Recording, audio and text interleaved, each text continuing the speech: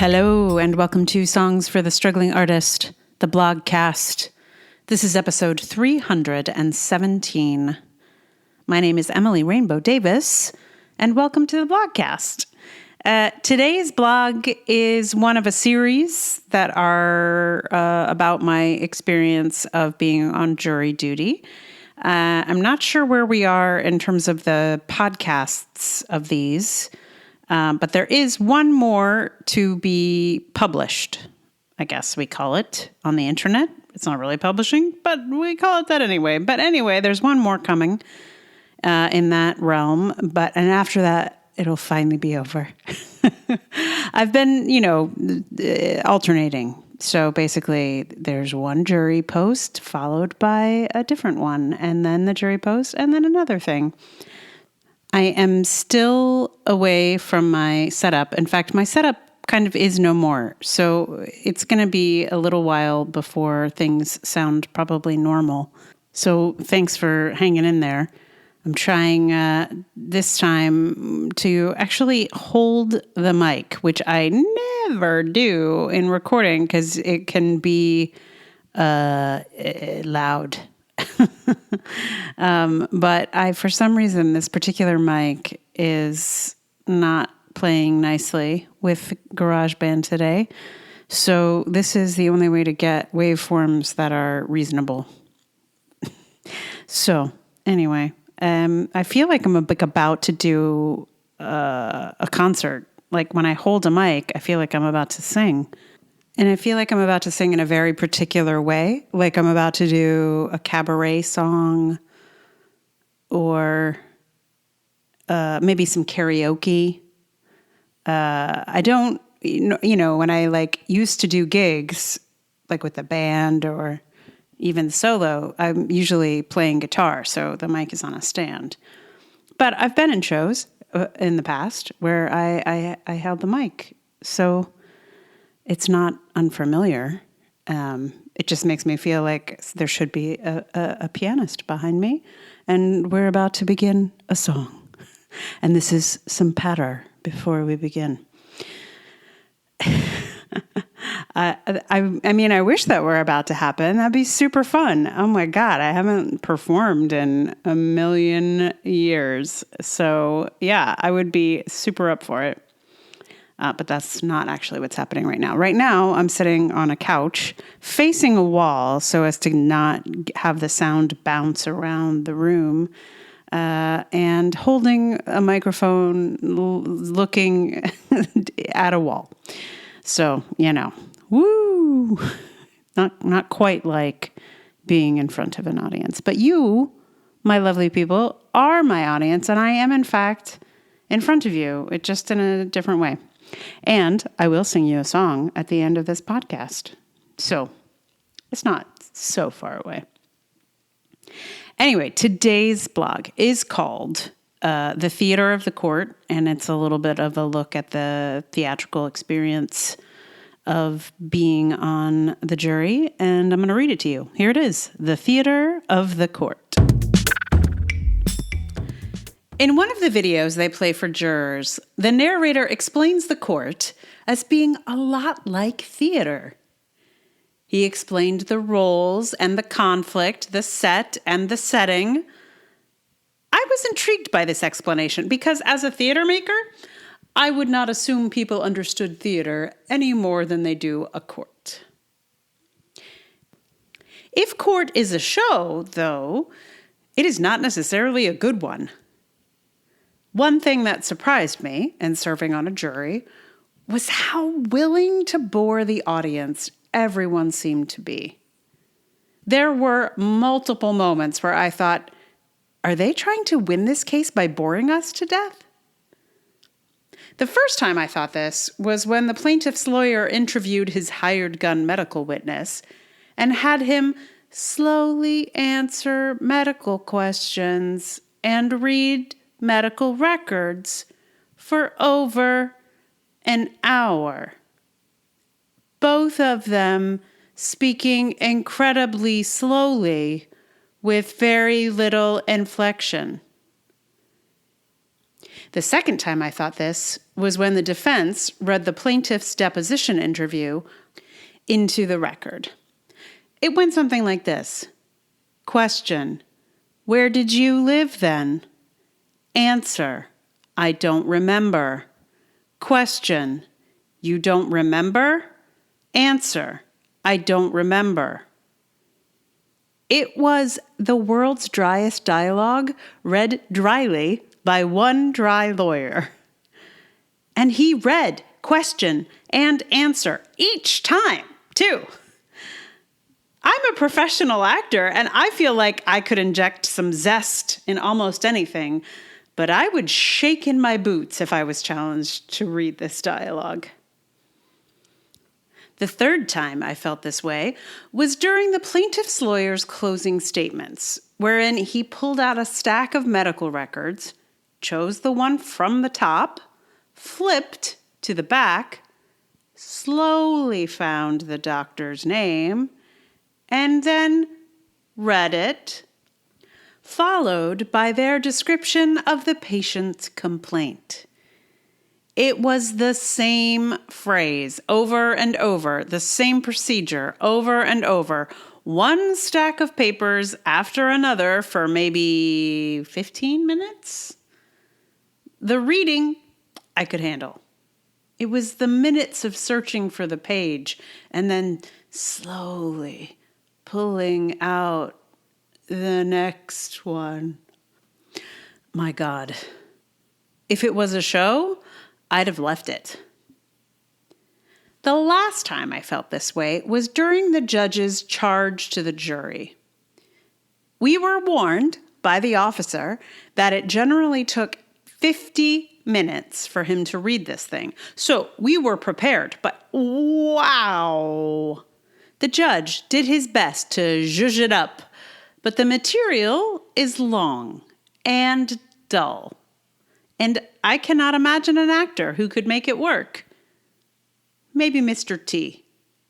Because every show would be improved by the presence of Mr. T.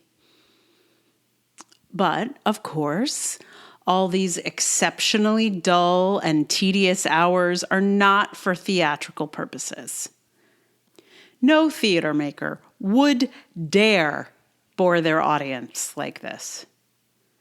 But then a theatrical audience is not compelled by law to sit there and listen. Maybe that's the major difference. The architecture of this particular courtroom was also really not effective theatrical space. I was juror number 2, so I was seated at this odd point of convergence of the space wherein absolutely everyone spoke directly to me. There were 5 other jurors in the box, but almost every single person on stage looked almost exclusively at me while they spoke. I imagine that's mostly to do with the way the space is arranged, but I also know that I am a well-trained audience member, so I am easier to talk to than most.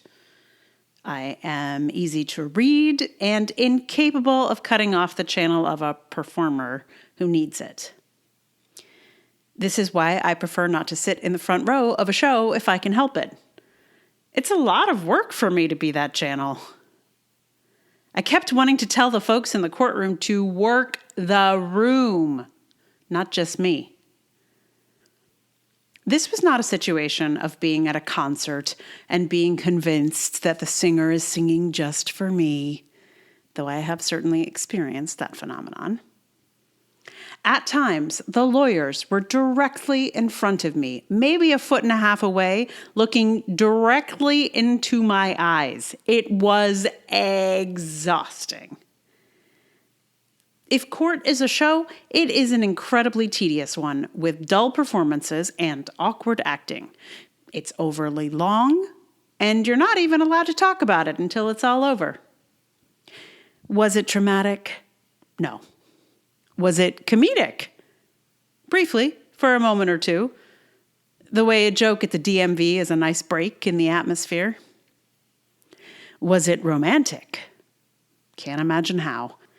If there was ever a meet cute in the jury room, I'd like to hear about it because it is not a meet cute atmosphere. That is for sure. Was it action-packed? No. All events happened 6 years before. All drama was long past. If courts are theater, they're very, very bad theater. Which came first, courts or theater? Or did they evolve alongside one another? I suspect courts have a different lineage. The first courts were part of the court, and it was mostly just going along to see the king and hoping he'd see things your way. It feels to me that the courtroom is designed more like a king's court than a theater. Our court system is certainly better than a king's authoritarian rule, though it might not feel that great lately. But it is not good theater. That much I can tell you. It's funny because I was not thinking of this piece as a particularly long one, but I record these in the structure of the previous blogcast, so I can just, cut and paste stuff and throw it in. And this one is clearly much longer than the one from last week. And I think it's not that it's got more words in it. I think it's just that I read the chunks that were read by the lawyers very slowly. And I think that made this one a bit longer, which makes me laugh. I guess I could go incredibly slowly if I know it's impossible. I can't. I'm just viscerally unable to do it for more than a few seconds before obviously I could speak slowly if I needed to, but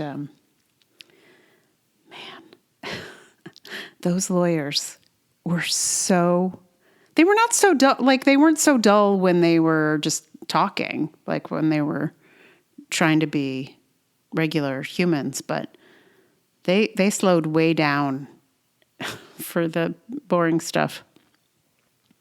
Anyway, listen, I don't expect a court performance to be a show, but they set it up like that. That's the thing. That jury video was like, you're coming to a show. It's a jury show. You're a part of the show. And I was like, okay, if you say so. And it is a very, very, very boring show. And I'm not sure it's effective, right? I understand if there's a lot of boring information that they need to make sure that we get. But the jury actually has to process the stuff that is said to them.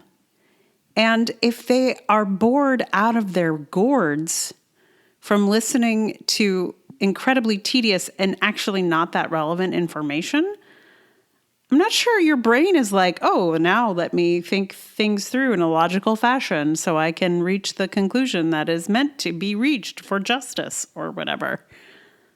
There's value in being succinct and creating an atmosphere of efficiency, I feel. Maybe I'm crazy. But, in the theater, we don't bore our audiences because, we for many reasons. I don't need to lay out for you. But I think it also makes sense to not bore a bunch of jurors. They have to stay awake. You can literally have a mistrial if they fall asleep. And that was some really dull business. Anyway, I don't need to rant about it anymore. I've already written the blog. So what I'm going to sing for you today, I've been learning a bunch of different court songs, law songs. I've got a whole playlist of various songs to do with the law. None of them really speak directly to the content of the things that I have written, but, we're stretching things out. Why not?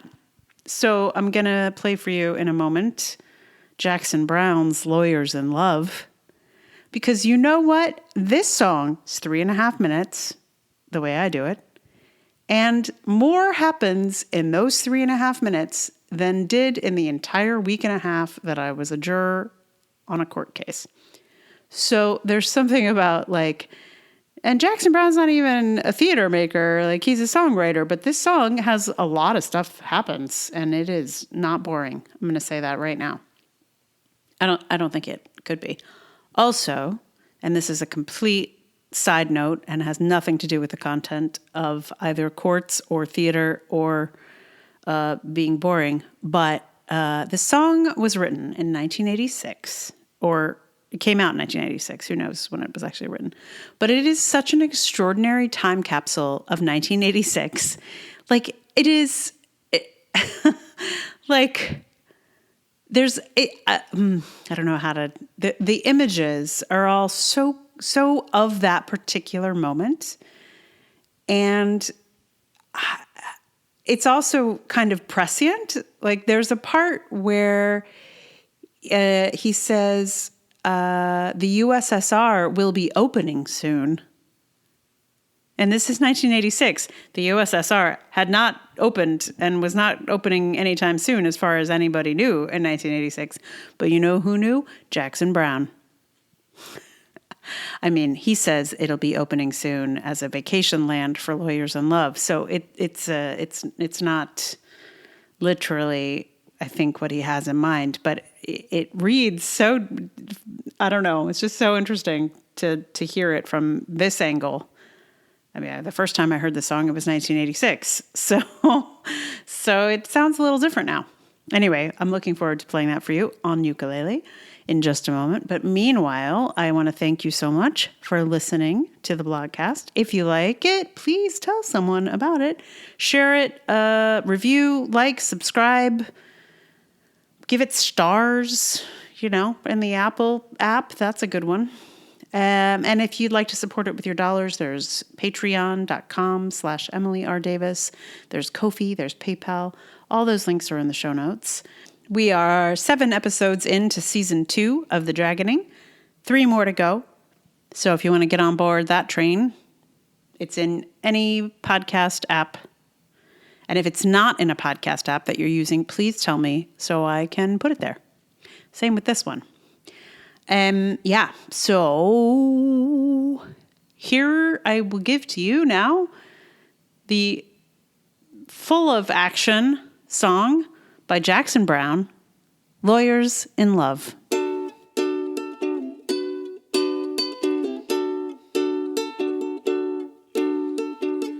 I can't keep up with what's been going down. I think my heart must just be slowing down. Among the human beings in their designer jeans, am I the only one who hears the screams and the strangled cries of lawyers in love?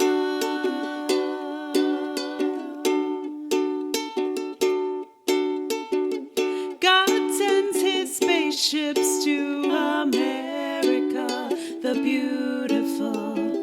They land at 6 o'clock, and there we are, the dutiful, eating from TV trays, tuned into happy days, waiting for World War III while Jesus slaves to the mating calls of lawyers in love.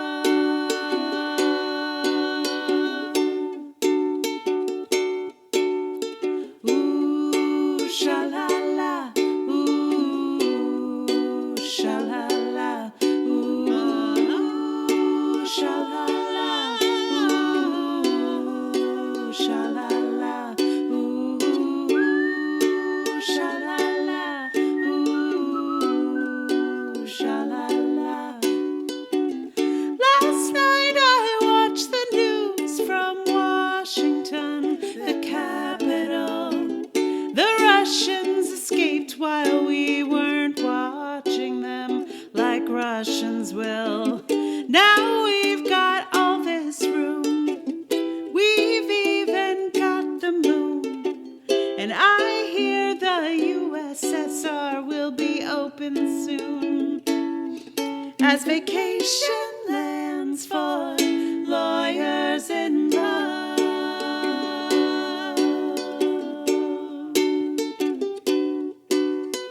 Ooh, shala.